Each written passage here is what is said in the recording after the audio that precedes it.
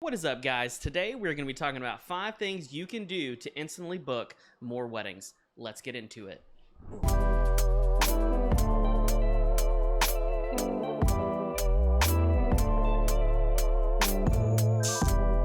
Okay, so the first thing that you're going to need to know is your style. What is your style of photography? Are you wanting to be more light and airy? Do you want to be more dark and moody? Do you want to be warm and contrasty? Do you want to be colorful? Do you want to be classic, timeless, traditional? There's tons of different ways that you can stand out as a photographer and what really fits your niche. I always tell people, like, buy presets, buy tons of presets, because those presets help you build and learn on Lightroom and Photoshop. But I'm sort of an expert at Photoshop, so it turned out fine in the end.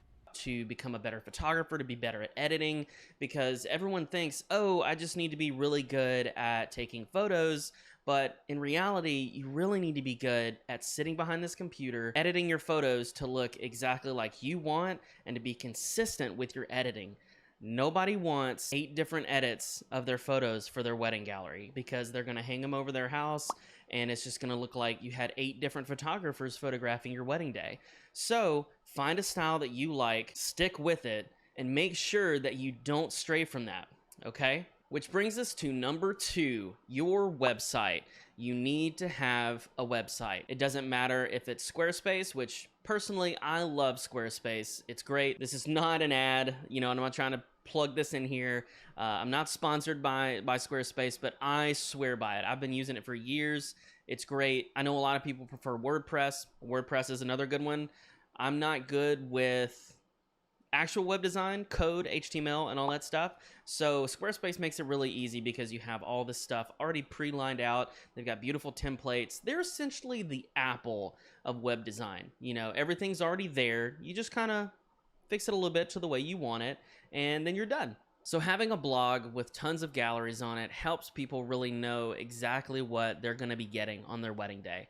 You don't want to put every single photo from that wedding day in your gallery. You typically want to take anywhere from 30 to 75 images from that wedding day and put into a blog so people can look through and just see. They want to see the getting ready, they want to see the ceremony, and then they want to see the reception, send off. They want to see all of that stuff all in that little blog or your gallery. You also want to have a pricing starting point on your website. It's really helpful for people to see on your website where your prices start so they can see if you're in their budget. They want to make sure that they can afford you even at your lowest starting point. So having that starting point is really good for people to see.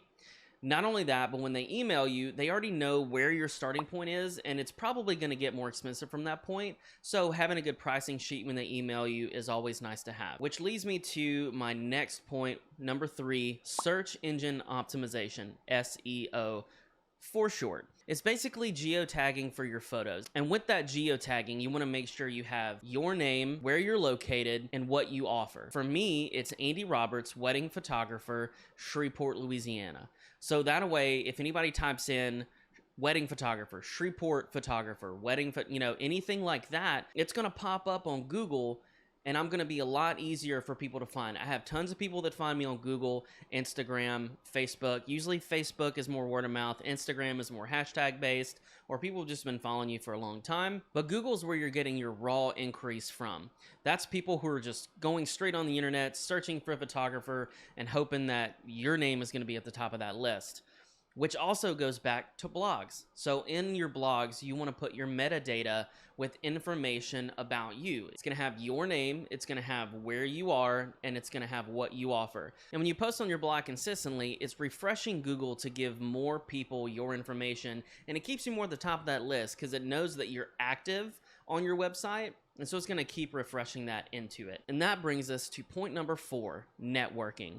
We're talking about vendors that are in your area. That would be venues, photographers, florists, planners, DJs. All of these people are going to help you get more business. And you might be wondering, how do all these people help? I have tons of people that inquire with me who heard about me through a venue, or they heard about me through another vendor that I've worked with in the past. So literally somebody emailed me just a couple days ago, and they were touring another venue, found my name on the recommended vendor list, and then hired me for a different venue that they ended up choosing. But because this other venue had me on their recommended vendor list, they found my work, and it actually helped me get their business. And you might be wondering, why should I reach out to other photographers? Well, I get tons of inquiries from other photographers in my area who are already booked. So if they're already booked, they'll send my information to the bride or groom to let them know, like, hey, I'm already busy. I'm so sorry, but maybe this photographer will be available. I love their work. I love their personality. I love what they do. They would be a great fit for your wedding day.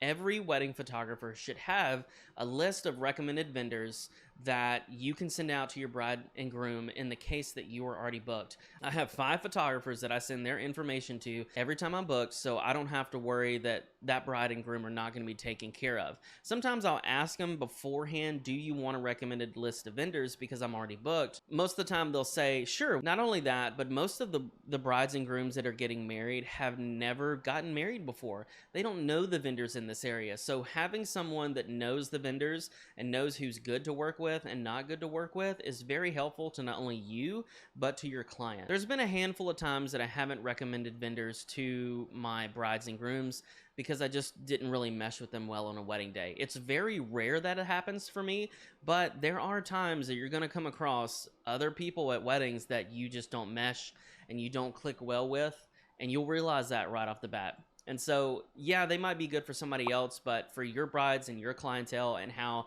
you treat your clients, you want to make sure that you have the right vendors in your pocket as well to make sure that your clients have the best wedding day. Which leads us to our next point, number 5, social media. Social media is going to play a big part in booking more clients. Whether it's Facebook, TikTok, Instagram, these all help you book more clients. I always tell people, post consistently, post often, not too often. You will usually, if you post more than once a day, it needs to be just twice a day. Once in the morning and once in the afternoon. Don't post any more than that. You want to make sure you are starting conversations with people. You want to have relevant hashtags, making sure you use hashtags that are well known, big hashtags, and also a few medium hashtags, and then some that are not as used. With a bigger hashtag, you want to post something that obviously is in the millions. You want to post with the medium hashtag something that's probably in the thousands, 100,000s, anything less than a million basically.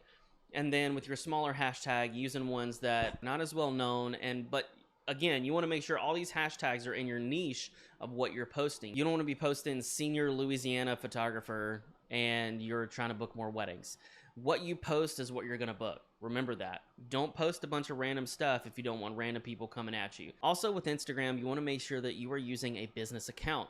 It's going to help you book more clients. You're going to get insights and analytics for your account, so you can see when people are coming to you the most, the gender of people are seeing your account, age ranges. It's a lot of stuff that you get with your analytics on your Instagram account. So you want to make sure that you are using a business, and within your business account, you know where it says your name, you don't actually put your name. I put traveling wedding photographer as my name, and that helps people find you easier. So someone goes on Instagram and they just type wedding photographer, Shreveport wedding photographer, Louisiana wedding photographer, or just, traveling wedding photographer. It's obviously going to be geolocation as well with a lot of that. There's a lot of things going on in social media that honestly a lot of us don't understand, but we're just making the best out of it. That is going to wrap up our 5 things to know to instantly book more weddings. So to recap, number 1 is to know your style. Number 2, having a good website. Number 3, SEO, search engine optimization. Number 4, networking. And number 5, social media. I hope this helped you guys out today. I hope you book more weddings through this process. There's enough people out there getting married for all of us. We need to remember that this is community over competition. We're not trying to compete with each other. We know, like, at the end of the day, we're all trying to make ends meet. We're all trying to provide for our families and take care of each other. If you like this content, please hit that like button, hit that subscribe button, and I hope you guys have a great day. Peace out.